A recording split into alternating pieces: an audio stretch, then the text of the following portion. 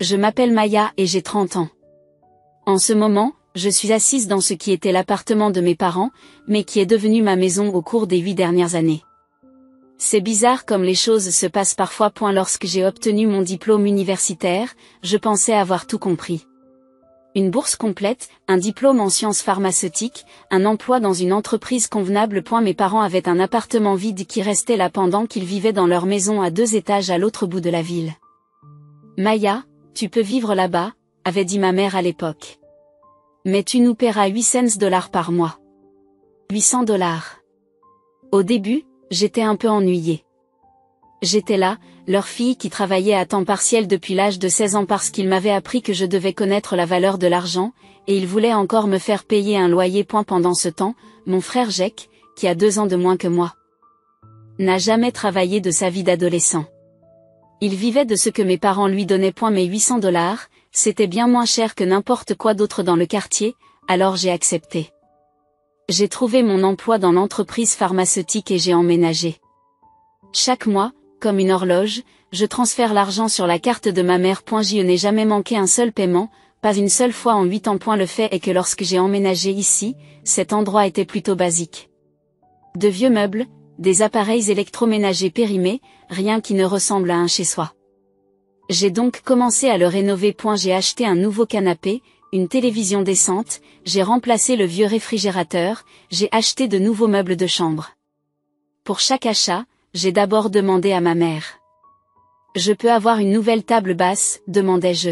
« Bien sûr, chérie, mais assure-toi qu'elle soit assortie, me répondait-elle. J'ai dépensé des milliers d'euros pour rendre cet endroit vivable. J'ai peint les murs, acheté des rideaux, de la belle vaisselle, j'ai même remplacé la vieille machine à laver lorsqu'elle est tombée en panne. Tout mon argent, tous mes choix, mais toujours avec leur approbation. Pendant tout ce temps, j'ai économisé. Je sais que je ne peux pas vivre éternellement dans une location, même si elle n'est pas chère. Un jour, je veux ma propre maison. Une vraie maison qui soit la mienne. Je mets donc de l'argent de côté tous les mois, pour constituer petit à petit ce fonds d'acompte. Mais il y a toujours ce rappel que ce n'est pas vraiment chez moi. Chaque fois que je vais à un dîner de famille chez mes parents, ils disent des choses comme « Alors, quoi de neuf dans notre appartement ?» Pas « ton appartement » ou « l'appartement », mais « un autre appartement ». Comme si je n'étais qu'un locataire à qui il rendait service. Jake vit toujours chez lui. D'ailleurs, 28 ans et toujours dans sa chambre d'enfant. Il fait des petits boulots ici et là, rien de stable. Mes parents le laissent se débrouiller comme ils l'ont toujours fait. Il y a 2 ans, tout s'est compliqué. Jake s'est marié avec une certaine Brianna. Elle est ce qu'on appelle une influenceuse Instagram, même si elle n'a pas beaucoup de succès. Elle se filme en train de faire des tutoriels de maquillage et des posts sur la nourriture, ce genre de choses. Elle n'a pas non plus de travail régulier. Il y a donc maintenant Jake, Brianna et mes parents qui vivent tous ensemble dans cette maison. Laissez-moi vous dire que les dîners en famille sont devenus une expérience totalement différente après cela. Et la première fois que je suis venue dîner après leur mariage, Brianna avait complètement pris le contrôle. Elle donnait des ordres à tout le monde, disait à ma mère comment mettre la table. Faisait attendre mon père avant de commencer à manger parce qu'elle devait d'abord filmer la nourriture. Tout le monde s'arrête, disait-elle en brandissant son téléphone. Il faut que j'obtienne un bon éclairage pour mon reportage. Nous restions tous assis pendant qu'elle prenait une vingtaine de photos de la même assiette de spaghettis. Mes parents ont accepté, souriant et hochant la tête comme si c'était tout à fait normal. À eu début, j'ai essayé de les soutenir. J'ai vraiment essayé.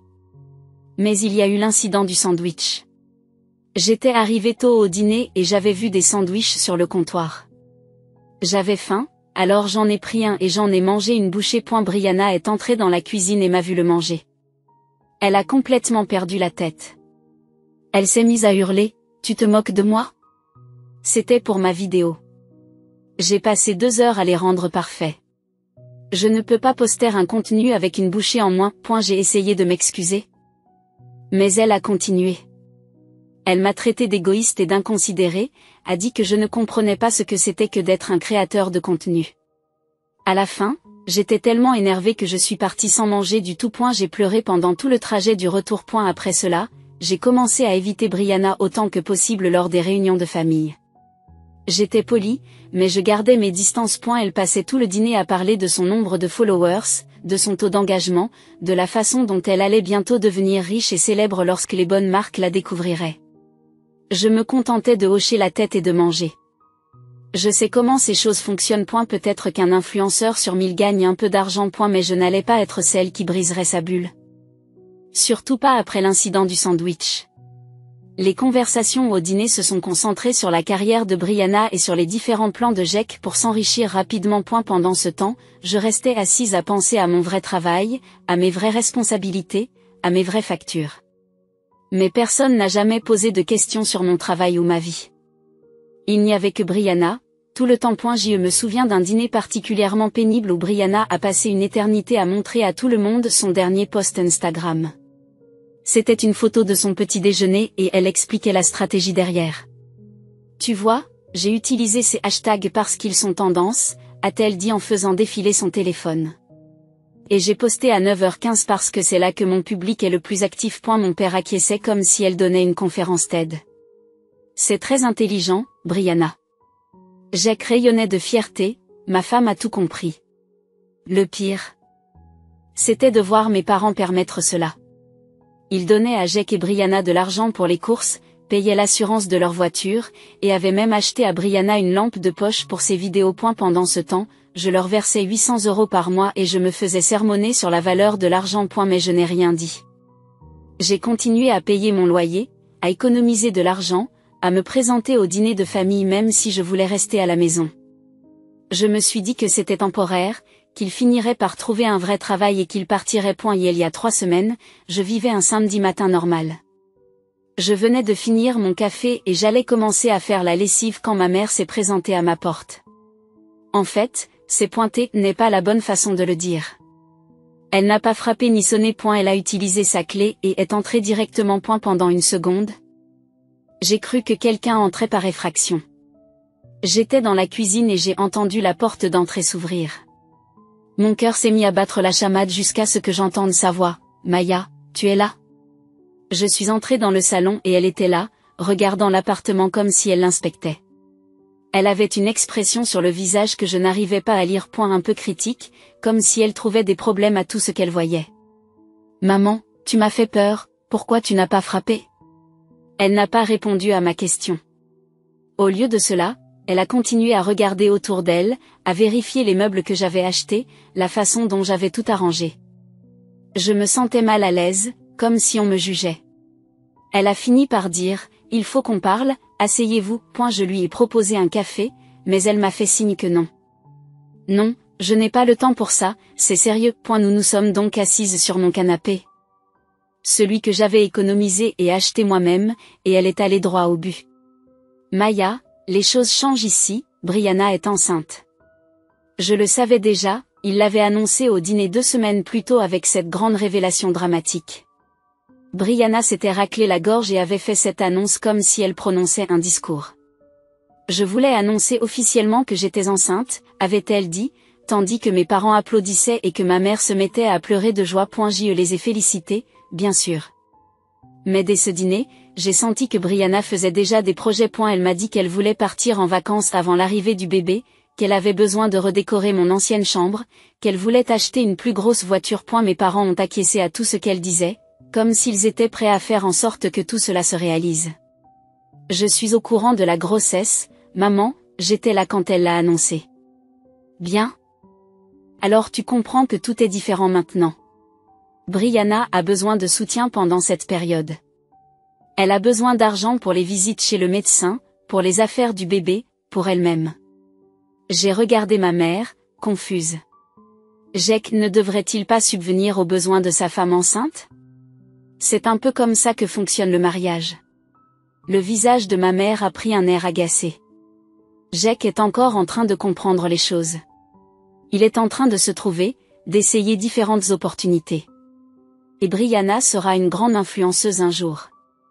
Elle construit quelque chose d'important. J'avais envie de rire, cela faisait 4 ans que Jake se découvrait. Tous les quelques mois, il avait un nouveau plan, crypto-monnaie, vente en ligne, marketing multiniveau. Rien ne marchait parce qu'il ne s'accrochait jamais à rien. Maman, Qu'est-ce que ça a à voir avec moi? Elle m'a regardé droit dans les yeux. À partir du mois prochain, ton loyer va augmenter. Au lieu de 8 cents dollars, tu paieras 2004 cents dollars. Brianna est enceinte, et les bébés coûtent cher, 2400 dollars, c'est 3 fois plus que ce que je payais jusqu'à présent et bien plus que le prix du marché. La plupart des appartements du coin coûtent 1500 dollars, voire 1800 dollars pour les plus beaux. Maman, c'est fou, c'est plus que ce que coûtent les appartements dans le coin. Il ne s'agit pas seulement d'un loyer, dit-elle, il s'agit pour toi d'aider ta famille, d'aider ton frère. J'ai senti mon visage s'échauffer. Je ne paierai pas 2004 cents dollars par mois. C'est ridicule. Alors tu dois déménager. Nous pouvons trouver d'autres locataires qui paieront plus que ce que tu paies maintenant. Des locataires normaux qui comprennent que les bons appartements coûtent de l'argent. Je suis restée silencieuse pendant 1 minute, essayant de comprendre ce qui se passait. Ma propre mère me mettait à la porte si je n'acceptais pas de payer 3 fois le loyer pour subvenir aux besoins de mon frère au chômage et de sa femme enceinte. D'accord, ai-je finalement dit, je vais déménager. Après son départ, je suis restée assis sur mon canapé pendant un moment, à réfléchir. Puis j'ai pris mon ordinateur portable et j'ai commencé à chercher des appartements. J'avais suffisamment d'économies pour pouvoir payer le premier mois de loyer et une caution à peu près n'importe où. L'argent que j'avais économisé pour la compte de la maison devrait attendre, mais je pouvais me débrouiller. Le soir même, j'avais trouvé 3 logements à visiter. Comme le lendemain était un dimanche, j'ai appelé et pris rendez-vous pour les visiter. Le deuxième appartement que j'ai visité était parfait. Il se trouvait dans le même quartier, mais plus près de mon travail. Elle était vide, il n'y avait donc ni meubles ni appareils électroménagers. Mais cela n'avait pas d'importance puisque j'avais tout acheté dans mon appartement actuel de toute façon. Le loyer s'élevait à 1600 dollars par mois, soit le double de ce que je payais à mes parents, mais bien moins que les 2400 dollars qu'ils demandaient. Et cette fois, ce serait vraiment mon appartement. Mon nom sur le bail, mon appartement, mes règles. J'ai rempli le formulaire de demande sur place et j'ai versé le dépôt de garantie. Le propriétaire m'a dit que je pourrais emménager mercredi si ma demande était acceptée. Mardi matin, j'ai reçu l'appel m'annonçant que ma candidature était acceptée. J'ai pris un jour de congé et j'ai commencé à faire mes valises. Il faut savoir que tout ce qui se trouvait dans cet appartement m'appartenait. Le canapé, la télévision, le réfrigérateur, la table à manger, le lit, la commode, la vaisselle, la cafetière. Tout sauf cette vieille table en bois qui était là quand j'ai emménagé il y a 8 ans. J'ai donc emballé tout ce que j'avais acheté. J'ai loué un petit camion de déménagement et j'ai tout chargé. La seule chose que j'ai laissée, c'est cette vieille table. Et dessus, j'ai laissé un mot qui disait juste bonne chance. Je n'ai pas dit à mes parents que je déménageais ce jour-là. J'ai juste envoyé un SMS à ma mère, j'ai déménagé, merci pour tout. Elle l'a lu, j'ai vu le petit reçu rouge, mais elle n'a pas répondu.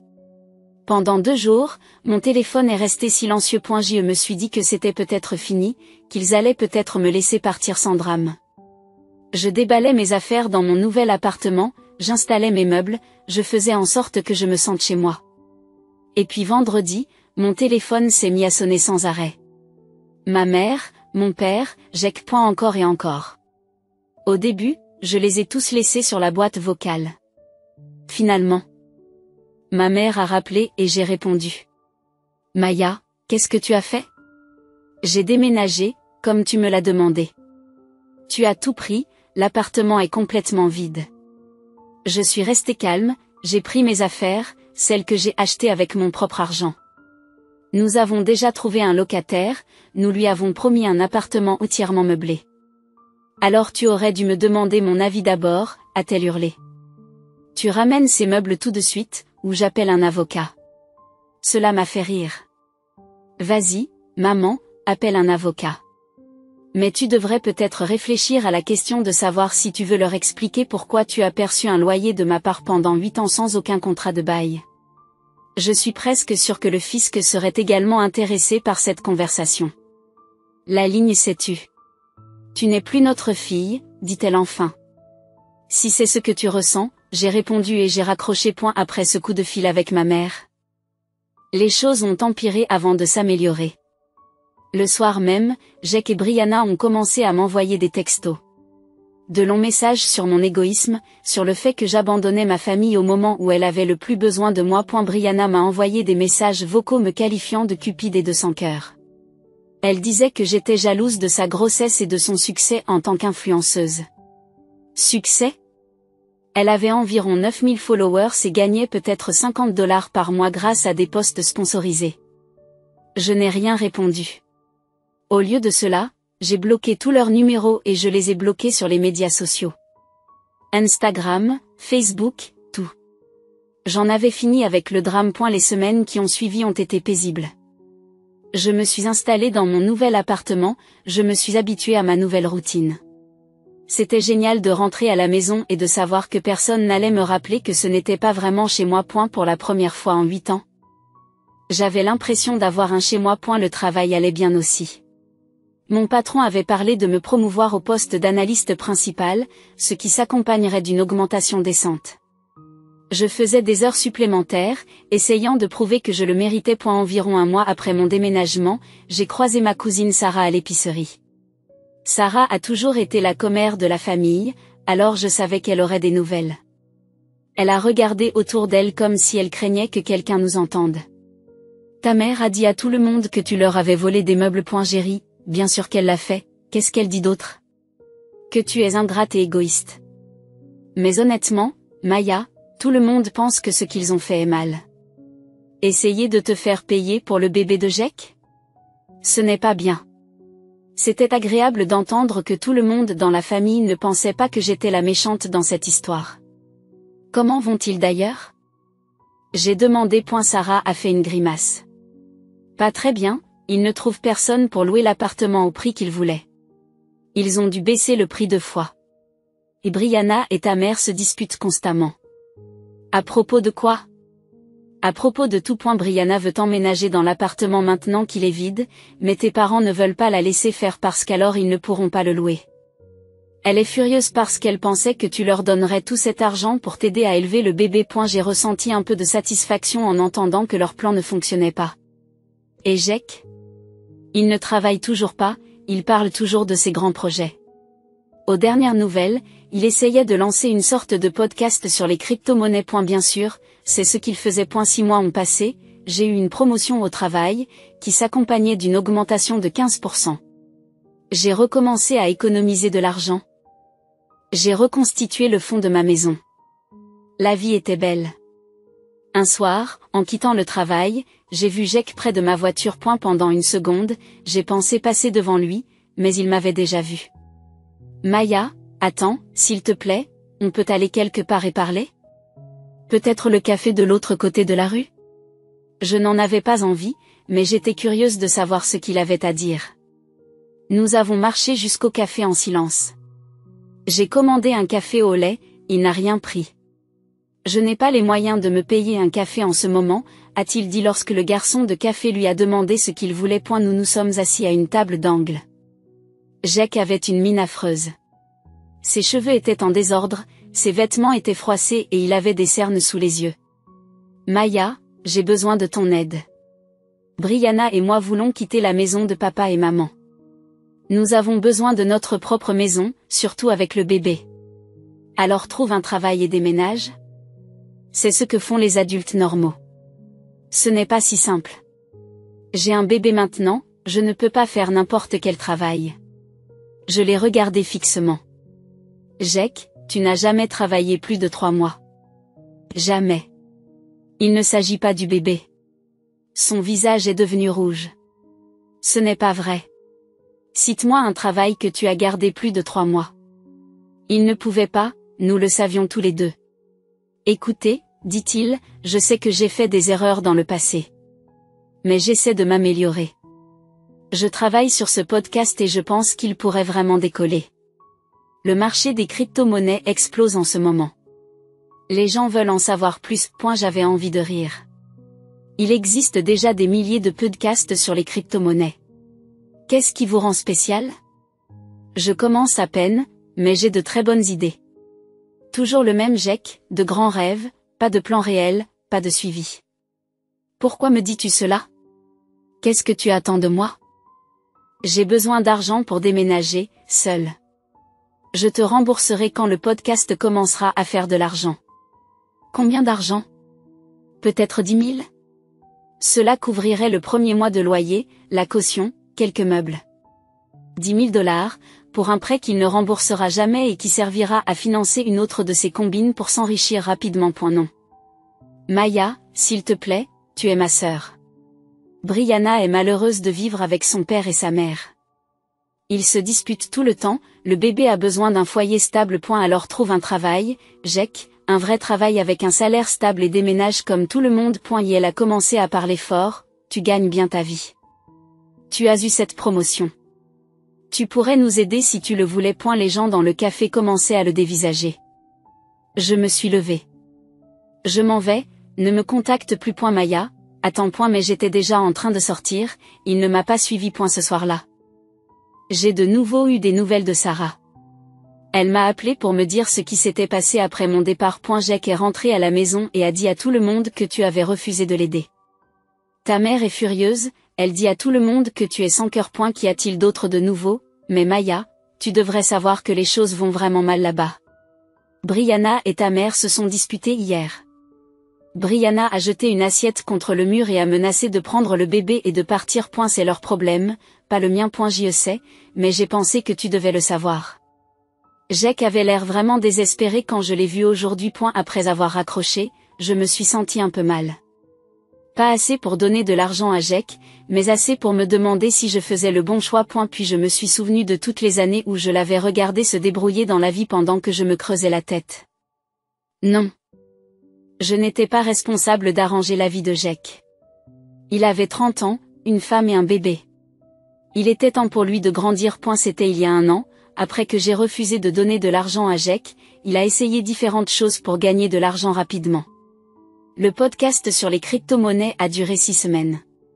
Ensuite, il a essayé le day trading avec l'argent de mes parents et en a perdu la plus grande partie. Ensuite, il a fait du marketing multiniveau en vendant des boissons protéinées. Cela a duré 2 mois. Brianna travaille toujours sur Instagram, mais elle n'obtient pas le succès escompté. Avec un bébé, il est plus difficile de créer du contenu de manière cohérente. Elle se plaint constamment de ne pas avoir le temps de filmer ou que le bébé pleure pendant les vidéos. Les disputes sont devenues si violentes que mon père a installé un verrou sur la porte de leur chambre. Sarah m'a dit que Brianna avait piqué une colère le mois dernier parce que ma mère ne voulait pas la garder pendant qu'elle se rendait à une réunion d'influenceurs. Ce n'est pas mon travail de garder ton enfant, m'a dit ma mère. Tu vis ici gratuitement, débrouille-toi. L'ironie de la situation ne m'a pas échappé. Et ma mère, qui exigeait que je paie un loyer pour leur appartement vide, devait maintenant gérer 3 piques-assiettes dans sa maison. Ils ne peuvent toujours pas louer l'appartement. Après avoir baissé le prix plusieurs fois, ils ont trouvé quelqu'un prêt à payer 1200 cents par mois, mais seulement en meublé. Comme j'ai pris tous les meubles. Mes parents ont dû acheter des choses bon marché pour que l'appartement soit louable. Ils arrivent à peine à rentrer dans leurs frais. Entre-temps, ma vie a été formidable. La promotion s'est accompagnée de responsabilités que j'apprécie vraiment. Je travaille sur des projets de recherche intéressants et mon patron m'a laissé entendre qu'il y aurait une autre promotion l'année prochaine. J'ai fait des économies substantielles et j'ai cherché des maisons. Avec mon nouveau salaire et mes économies, je devrais être en mesure de verser un acompte décent d'ici le printemps. Avoir ma propre maison me semble réalisable maintenant. J'ai aussi commencé à sortir avec quelqu'un, Mike est ingénieur. Nous nous sommes rencontrés lors d'une conférence professionnelle et il m'a soutenu dans ma situation familiale. Il n'en revient pas de la façon dont ils m'ont traité. Il m'a dit. C'est toi qui es responsable.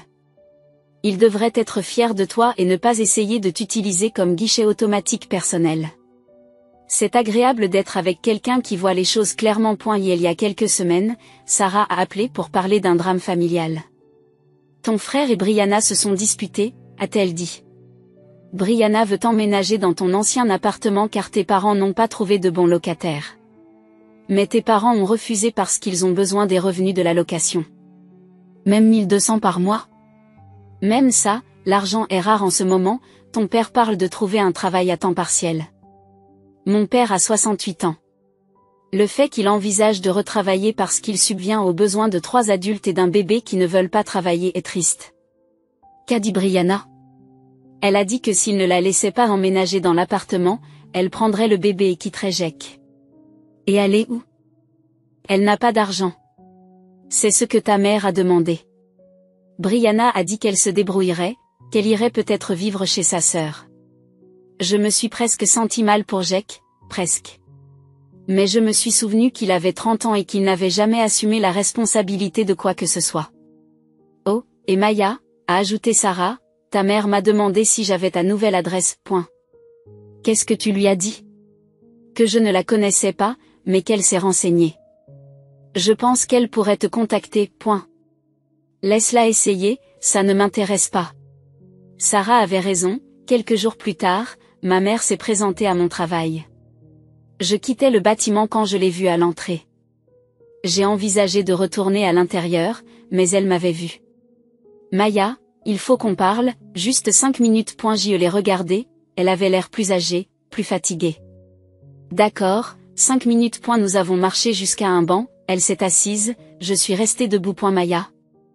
Je sais que les choses se sont envenimées, mais tu es toujours ma fille. C'est drôle, parce que la dernière fois que nous avons parlé, tu as dit que je ne l'étais pas. J'étais en colère, je ne le pensais pas. Qu'est-ce que tu veux, maman? Je veux que ma famille soit à nouveau réunie.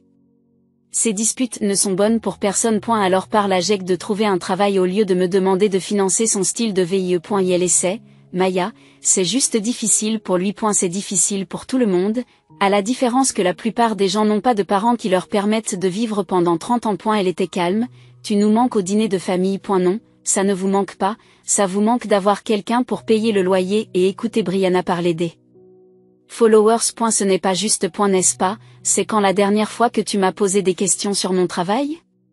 De ma vie, de mes objectifs?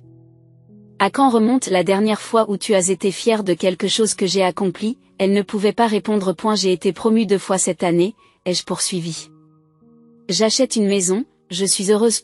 Aucun d'entre vous n'a montré d'intérêt parce que vous êtes trop occupés par la dernière crise de Jake. Nous sommes fiers de toi, Maya, nous l'avons toujours été. Tu as une drôle de façon de le montrer. J'ai commencé à marcher vers ma voiture. Maya, attends, elle a appelé. Je me suis retournée, maman, quand Jake aura un vrai travail et commencera à agir comme un adulte, peut-être qu'on pourra parler. En attendant, j'en ai marre d'être le distributeur de billets de la famille. C'était il y a 3 semaines, je n'ai plus entendu parler d'aucun d'entre eux depuis. Je sais que certains peuvent penser que je suis trop dur. Que je devrais aider mon neveu, que la famille est la famille, que je devrais pardonner et oublier. Mais voilà.